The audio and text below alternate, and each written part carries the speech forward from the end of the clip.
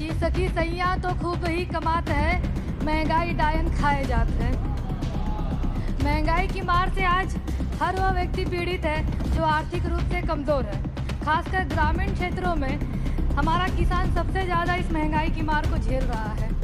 सरकार का जहां दावा था कि 2022 में वो किसान की आय दोगुनी करेगी, लेकिन बहुत दुख के साथ कहना पड़ रहा है कि किसान की आय आधी हो गई है और महंगाई की मार दोगुनी से तिगुनी हो गई है। इसी महंगाई में आप लोगों ने बच्चों की पेंसिल, रबर, शॉर्पनर और अन्य जरूरी सुविधाएं और चीज़ों को भी जीएसटी लगाकर महंगा कर दिया है, जिसकी वजह से एससी, एसटी, ओबीसी तथा सामान्य वर्ग के गरीब छात्रों को अपनी पढ़ाई बीच में ही रोकनी पड़ जा रही है और उन्हें अपनी पढ़ाई को छोड़कर दूर बड़े शहरों में जाकर नौकरी करने पे मजबूर हुआ जा रहा है ताकि वह अपने परिवार का ख्याल रख सके। इसी बीच में यूक्रेन और रूस के बीच में चल रहे युद्ध के कारण ईंधन, खाद्य तेल और अन्य घरेलू सामान की कीमतों में भारी वृद्धि आई है। भारतीय बाजारों में विदेशी निवेशकों द्वारा भारी बिकवाली और विदेशी पोर्टफोलियो निवेशकों एफपीआई को निकाल लिए जाने के कारण भारतीय रुपए में अमेरिकी डॉलर के मुकाबले भारी गिरावट आई है। 29 जून 2022 को यह आज तक का सबसे निचले स्तर का रिकॉर्ड है, जहां $1 की कीमत 69.03 रुपये हो गई है। क्या यह सच नहीं है कि किसी भी देश की मुद्रा डॉलर के मुकाबले में अगर गिरती है तो अंतर्राष्ट्रीय जगत में उस देश की साख भी गिर जाती है? सरकार की वो कौन कौन सी प्रयास हैं जिससे अपने देश की मुद्रा और न गिरे तथा उसमें सुधार हो? मैं माननीय मंत्री जी से अपने जवाब में यह जरूर जानना चाहूंगी।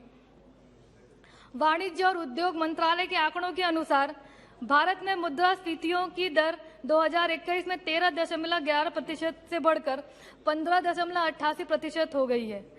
एमपीसी के अनुसार मुद्रास्फीतियों की उच्च दर पर बने रहने से मुद्रास्फीतियों संबंधी हमारी अपेक्षाएं गलत साबित होंगी और इसके कारण इसके परिणाम स्वरूप मुद्रास्फीति की दर में और बढ़ोतरी हो जाएगी। अतः मुद्रास्फीति संबंधी अपेक्षाओं को पूरी करने के लिए मौद्रिक नीति संबंधी और उपाय किए जाने की आवश्यकता है। अर्थव्यवस्था में आ रहे निरंतर उतार चढ़ाव का कारण वास्तव में भारत की सभी वस्तुएं और मूल्य तेजी से बढ़ जा रही हैं, जिसका वस्तुओं में आयातकों पर प्रतिकूल प्रभाव पड़ रहा है। मार्च 2022 की शुरुआत में कच्चे तेल की कीमत $140 प्रति बैरल थी, जो कि 14 वर्षों में सबसे ज्यादा अधिक है, जिसके कारण भारत में पेट्रोल, डीजल, घरेलू गैस की कीमतों में भारी बढ़ोतरी आई है। सरकार ने उज्ज्वला योजना के तहत ढेर सारे सिलेंडर तो बांटे और कई सारे दावे किए, लेकिन आज गांव में वो हालत है कि लोगों के सिलेंडर भूसे में रखे जा रहे हैं। उनके पास इतनी आमदनी नहीं है कि उस सिलेंडर को दोबारा भरवा सकें। फल और सब्जियों के दाम भी फल, सब्जी और अन्य खाद्य पदार्थों के दाम भी आसमान छू रहे हैं। पहले ही बढ़ी हुई महंगाई से जनता त्राही त्राही हो रही है और जनता के हितों का ध्यान न रखकर दोबारा जीएसटी की दरों में सरकार ने वृद्धि की है, जिससे महंगाई की आग में और घी डालने का काम हो रहा है। आज आम आदमी की थाली से दही, पनीर, लस्सी, शहद, सूखा मखाना, सोयाबीन, मटर, गेहूं और अन्य अनाज तथा मुरमुरे पर 5% की जीएसटी लगा दी गई है। एक और तो हमारे देश में नौकरियों की भारी कमी है और कोई आय का अन्य जरिया उपलब्ध नहीं हो पा रहा है। इसमें ये जीएसटी लगाना बहुत ही दुखद है। अभी कोविड-19 के प्रकोप खत्म नहीं हुआ है, बल्कि दूसरी तरफ मंकी पॉक्स का भी वायरस अपना पैर तेजी से फैला रहा है हमारे देश में। इसमें सरकार ने अस्पताल और उपचार क्षेत्रों में भी जीएसटी लगाकर आम आदमी को और परेशान करने का ही काम किया है। डायलिसिस पर जीएसटी 5% से बढ़ाकर 12 से 18% कर दिया गया। पेसमेकर पे जीएसटी 5% से बढ़ाकर 12 से 18% कर दिया गया। लेंस और आई ट्रीटमेंट पर जीएसटी बढ़ाकर 9% से 12 से 18% कर दिया गया।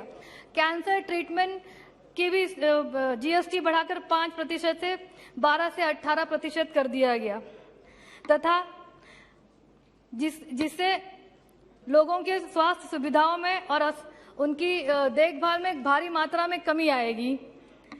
मैं माननीय मंत्री जी से ये अनुरोध करना चाहूंगी कि माननीय मंत्री जी मेरे बताए हुए बिंदुओं पर पुनः विचार करें और देश की गरीब, असहाय तथा आर्थिक रूप से दबे कुचले लोगों के हितों का ध्यान रखकर सभी क्षेत्रों में बढ़ी हुई जीएसटी दर को पुनः विचार करने का प्रयोग करें तथा पेट्रोल, डीजल, रसोई गैस तथा अन्य खाद्य पदार्थों पर लगाए गए दामों में कमी करें।